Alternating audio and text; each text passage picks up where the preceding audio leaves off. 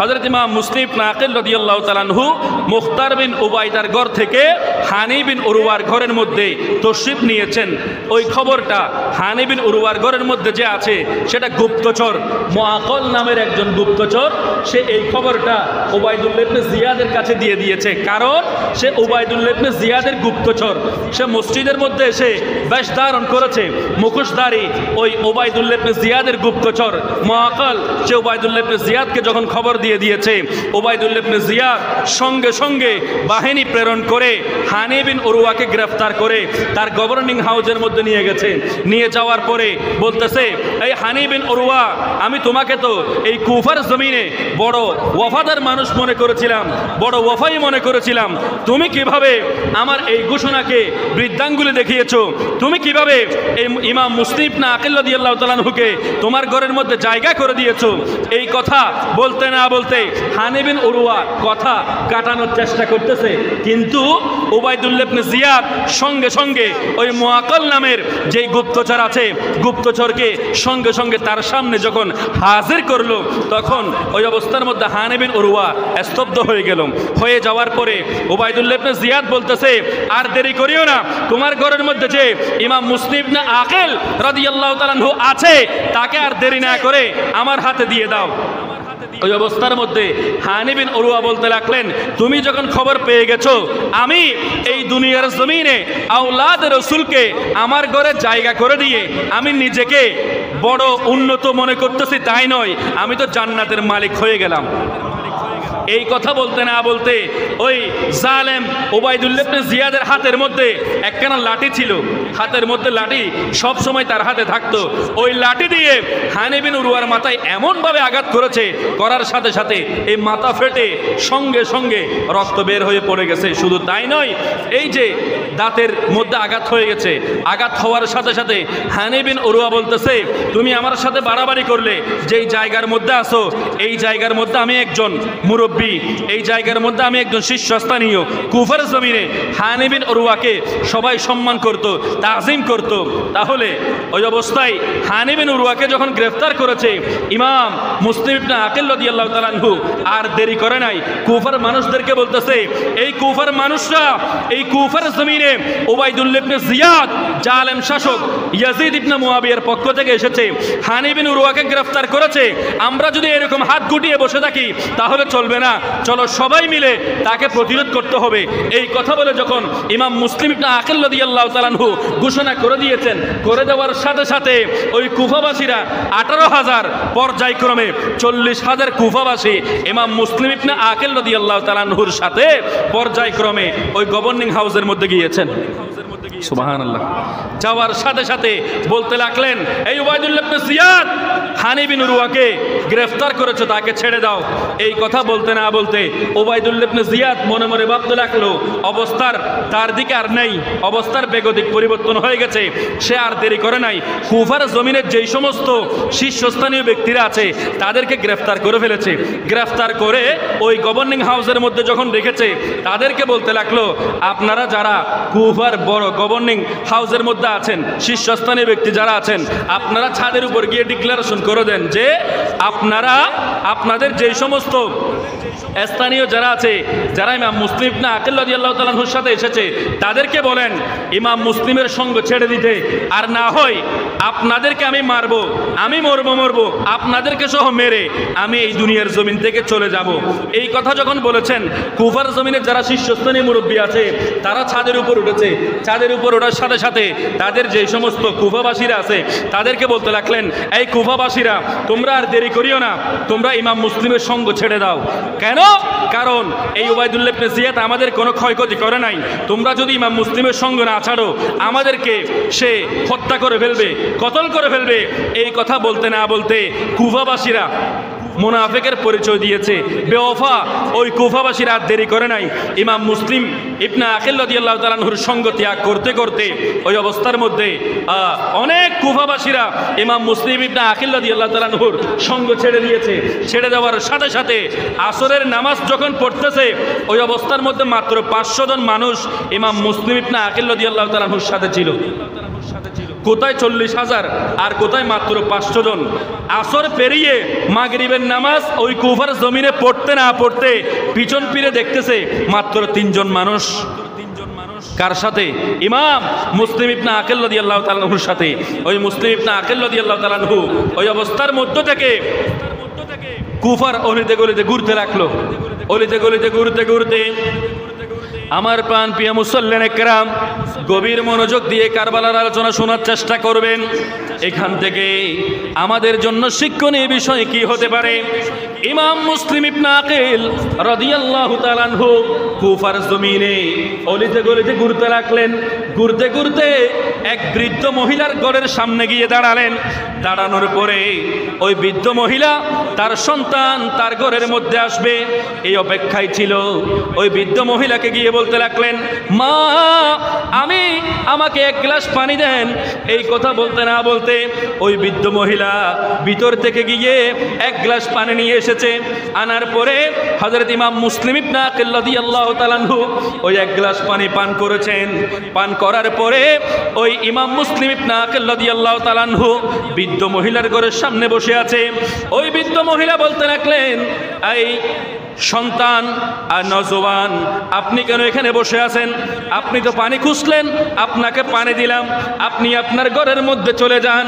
এই কথা বলার পরে আওলাদ রাসূল নবীর পরিবারের ওই ইমাম মুসলিম ইবনে আকিল রাদিয়াল্লাহু তাআলা আনহু বলতে লাগলেন, মা আমি কোথায় যাব? আমার ঘর তো সুদূর মদিনা শরীফ, আমার ঘর তো সুদূর মদিনা শরীফ, আমি কোন জায়গার মধ্যে যাব? উনি বলতে লাগলেন, বৃদ্ধ মহিলা কিন্তু আওলাদ রাসূলের বড় প্রেমিক। উনি বলতে লাগলেন, আপনি কে? আপনার পরিচয় দেন। ওই অবস্থার মধ্যে নবীর বাগানের একটি ফুল ইমাম মুসলিম ইবনে আকিল রাদিয়াল্লাহু তাআলা আনহু বলতে লাগলেন, মা আমি হলাম এই কুফার জমিনে ইমাম আলী মাকাম ইমাম হুসাইন রাদিয়াল্লাহু তাআলা আনহুর পক্ষে প্রতিনিধিত্ব করার জন্য আমি এসেছি। ইমাম মুসলিম ইবনে আকিল রাদিয়াল্লাহু তাআলা আনহু এই কথা বলতে না বলতে ওই বৃদ্ধা মহিলা বলতে লাগলেন, আপনি কি আওলাদ রাসূলের? আপনি কি আওলাদ রাসূল নাকি? আপনি কি ইমাম মুসলিম ইবনে আকিল রাদিয়াল্লাহু তাআলা আনহু নাকি? এই কথা বলতে না বলতে ওই মহিলা ইমাম মুসলিম ইবনে আকিল রাদিয়াল্লাহু তাআলা আনহুকে আদর মোহাব্বত যত্ন করে ঘরের মধ্যে ঢুকালেন। ঘরের মধ্যে ঢুকানোর পরে ওই মহিলা বড় যত্ন মোহাব্বত ভালোবাসা দিয়ে ইমাম মুসলিম ইবনে আকিল রাদিয়াল্লাহু তাআলা আনহুকে আদর করলেন, মোহাব্বত করলেন, সমাদর করলেন। সমাদর করার পরে ইমাম মুসলিম ইবনে আকিল রাদিয়াল্লাহু তাআলা আনহু ওই ঘরের মধ্যে অবস্থান করতেছেন। ওই বৃদ্ধ মহিলার যেই সন্তান, ওই সন্তান বড় জালেম, ওই সন্তান বড় নেশাখোর। ওই সন্তান যখন এসেছে, আসার পরে মা আওলাদ রাসূলের প্রেমিক, কিন্তু সন্তান আওলাদ রাসূলের দুশমন। সন্তান যখন এসেছে, ওই সন্তান লক্ষ্য করতেছে একটা কামরার মধ্যে তার আম্মা জান বেশি চলাফেরা করতেছে। এই বিষয়টা দেখে মা বলতে লাগলেন, ওই অবস্থার মধ্যে সন্তান বলতে লাগলেন, আপনি একটা কামরার মধ্যে বেশি চলাফেরা করতেছেন কেন? মা মনে করেছে তার সন্তান ভালো। এই কথা ভেবে তার সন্তানকে বলতে লাগলেন, এই সন্তান শোনো, আমি তোমার অপেক্ষায় ছিলাম, কিন্তু আজকে আমাদের ঘরের মধ্যে একজন মেহমান এসেছে। উনি বড় নামদারি মেহমান, উনি বড় দামি মেহমান। এই কথা বলতে না বলতে সন্তান বলতেছে, কে? বলতেছে এই কুফার জমিনে আওলাদ রাসূলের যিনি প্রতিনিধিত্ব করতেছেন, আওলাদ রাসূলের বাগানের একজন হযরতে ইমাম মুসলিম ইবনে আকিল রাদিয়াল্লাহু তাআলা আনহু। এই কথা বলতে না বলতে সন্তান তার মায়ের সম্মান রক্ষার্থে ওইখানে আর কিছু বলে নাই। তখন ওই উবাইদুল্লাহ ইবনে জিয়াদ এর যে গুপ্তচর আছে, উবাইদুল্লাহ ইবনে জিয়াদ পুরস্কার ঘোষণা করে দিয়েছে যে ইমাম মুসলিম ইবনে আকিল রাদিয়াল্লাহু তাআলা আনহুকে আমার গভর্নিং হাউসে যে এনে দিতে পারবে তার জন্য আমি পুরস্কার ঘোষণা করলাম। এইরকম পুরস্কার লোভে ওই বৃদ্ধ মহিলার নাম হচ্ছে তাওয়া, পুরো নাম হচ্ছে তাওয়া নামি। ওই তাওয়া নামের যেই জালেম সন্তান আছে, ওই জালেম সন্তান উবাইদুল্লাহ ইবনে জিয়াদের গভর্নিং হাউসে খবর দিয়ে দিল।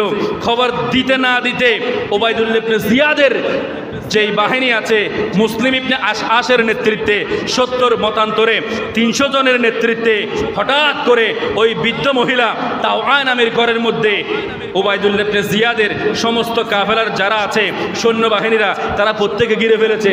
ঘিরে ফেলার পরে ওই অবস্থার মধ্যে ইমাম মুসলিম ইবনে আকিল রাদিয়াল্লাহু তাআলা আনহু বলতেছে, মা আমার আর বেশিক্ষণ সময় নেই, হয়তো আমার চলে যাওয়ার সময় হয়ে গেছে, আমার তলোয়ারখানা একখানা দেন। হায়দারি তলোয়ার যখন তুলে নিলেন, বুকের মধ্যে শরীরের মধ্যে হায়দারি তাকত শক্তি এনার্জি নিয়ে বের হয়ে গেলেন। বের হয়ে যাওয়ার পরে ওই মুসলিম ইবনে আশআসের নেতৃত্বে উবাইদুল্লাহ ইবনে জিয়াদের যে জালেম বাহিনী ইমাম মুসলিম ইবনে আকিল রাদিয়াল্লাহু তাআলা আনহুর সাথে যুদ্ধ করতে এসেছে, গ্রেফতার করে নিয়ে যাওয়ার জন্য এসেছে, তাদের উপর ইমাম মুসলিম ইবনে আকিল রাদিয়াল্লাহু তাআলা আনহু এমনভাবে ঝাঁপিয়ে পড়লেন, একটা বাঘ গরু ছাগলের উপর ঝাঁপিয়ে পড়লে যেই রকম গরু ছাগলের কোনো অস্তিত্ব থাকে না, শ্রীগালের উপর যদি ঝাঁপিয়ে পড়ে ওই শ্রীগালের কোনো অস্তিত্ব থাকে না, এইভাবে হায়দারি তাকত নিয়ে শক্তি নিয়ে ইমাম আলী মাকাম ইমাম হুসাইন রাদিয়াল্লাহু তাআলা আনহুর ওই প্রতিনিধি ইমাম মুসলিম ইবনে আকিল রাদিয়াল্লাহু তাআলা আনহু ঝাঁপিয়ে পড়লেন। ঝাঁপিয়ে পড়া অবস্থায় ওই শ্রীগালগুলো কেউ সামনে আসতে আর সাহস করতেছে না। ওই অবস্থার মধ্যে মুসলিম ইবনে আশআস প্রতারণার জাল বিছিয়ে দিল। বলতেছে, কি বলো তোমরা একজন মানুষের সাথে পারতেছো না? ওই জালেম বাহিনীরা বলতেছে উনি এমন শক্তিশালী, তার সাথে আমরা কেউ পেরে উঠতে পারতেছি না, আমাদের মনে হচ্ছে আমরা গরু ছাগল, উনি বাঘ, এইরকম মনে হচ্ছে। তখন ওই মুসলিম ইবনে আশআস বলতেছে তোমরা চতুর্দিক থেকে পাথর নিক্ষেপ করো, পাথর নিক্ষেপ করো, তীর নিক্ষেপ করো। এই কথা যখন বলেছেন, পাথর আর তীর যখন ইমাম মুসলিম ইবনে আকিল রাদিয়াল্লাহু তাআলা আনহু শরীরের মধ্যে এসে পড়তেছে, একটা পাথর এক জালেম এমনভাবে নিক্ষেপ করেছে আমার হযরতে ইমাম মুসলিম ইবনে আকিল রাদিয়াল্লাহু তাআলা আনহুর এই জায়গার মধ্যে এসে পড়েছে। এসে পড়ার সাথে সাথে ইমাম মুসলিম ইবনে আকিল রাদিয়াল্লাহু তাআলা আনহু এই দাঁতের মধ্যে রক্তে একেবারে হযরতে মুসলিম ইবনে আকিল রাদিয়াল্লাহু তাআলা আনহুর এই জায়গার মধ্যে এসে পড়েছে। পড়ার সাথে সাথে এইখান থেকে রক্ত মোবারক বের হয়ে গেছে। রক্ত যখন বের হয়ে গেছে ওই অবস্থার মধ্যে ইমাম মুসলিম ইবনে আকিল রাদিয়াল্লাহু তাআলা আনহু বলতে লাগলেন ওই বৃদ্ধ মহিলাকে, মা আমাকে একটি গ্লাস পানি দাও। এই কথা বলতে না বলতে এক গ্লাস পানি এইভাবে দিলেন। দেওয়ার সাথে সাথে ওই এক গ্লাস পানি যখন পান করার জন্য নিচ্ছে ওই অবস্থার মধ্যে পানিগুলো রক্তে লাল হয়ে গেছে। আবারও ওই পানিগুলো ফেলে আবার যখন পানি আনতে গেছে আবারও ওই তাওয়া নামী মহিলা আবারও পানি দিল। পানি যখন পান করার জন্য যাচ্ছে ওই পানিগুলো আবারও রক্ত হয়ে গেছে। তৃতীয়বার যখন ইমাম মুসলিম ইবনে আকিল রাদিয়াল্লাহু তাআলা আনহু পানি পান করার জন্য যাচ্ছে ওই পানিগুলা আবারও রক্তে লাল হয়ে গেছে। শুধু তাই নয়, ইমাম মুসলিম ইবনে আকিল রাদিয়াল্লাহু তাআলা আনহুর একটা কাঁচা দাঁত ওই গ্লাসের মধ্যে পড়ে গেছে। একটা গ্লাসের মধ্যে পড়ে যাওয়া অবস্থায় ইমাম মুসলিম ইবনে আকিল রাদিয়াল্লাহু তাআলা আনহুর জন্য চতুর্থবার যখন পানি আনার জন্য ওই বৃদ্ধ মহিলা যাচ্ছে, ইমাম মুসলিম ইবনে আকিল রাদিয়াল্লাহু তাআলা আনহু বলতে লাগলেন, মা আর যাওয়ার দরকার নাই, আমার নসিবে হয়তো দুনিয়ার পানি আর নাই, আমার জন্য ওই জান্নাতের পানি অপেক্ষা করতেছে। হঠাৎ করে ওই জালেম বাহিনী উবাইদুল্লাহ ইবনে জিয়াদের এক জালেম পিছন দিক থেকে আমার ইমামে মুসলিম ইবনে আকিল রাদিয়াল্লাহু তাআলা আনহুকে নেজার আঘাত করলো। নেজার আঘাত করার সাথে সাথে পিঠের মধ্যে আসে লাগলো। পিঠের মধ্যে এসে লাগার সাথে সাথে ইমাম মুসলিম ইবনে আকিল রাদিয়াল্লাহু তাআলা আনহু মাটির মধ্যে কাত হয়ে পড়ে গেছে।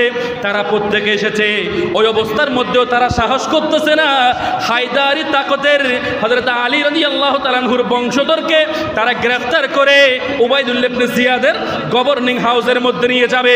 তারা এসে বলতে লাগলেন, আপনি আমাদের সাথে যুদ্ধ করতেছেন কেন? আমরা তো আপনার সাথে যুদ্ধ করার জন্য আসি নাই, আপনাকে উবাইদুল্লাহ ইবনে জিয়াদের কাছে নিয়ে যাওয়ার জন্য এসেছি। উবাইদুল্লাহ ইবনে জিয়াদ আপনার সাথে কথা বলবে, আপনাকে হত্যা করবে না, আপনার সাথে বেওয়াফাই করবে না, আপনাকে গালমন্দ করবে না, শুধু আপনার সাথে কথা বলবে। ইমাম মুসলিম ইবনে আকিল রাদিয়াল্লাহু তাআলা আনহু বলতে লাগলেন, তোমরা কি সত্য কথা বলতেছো নাকি?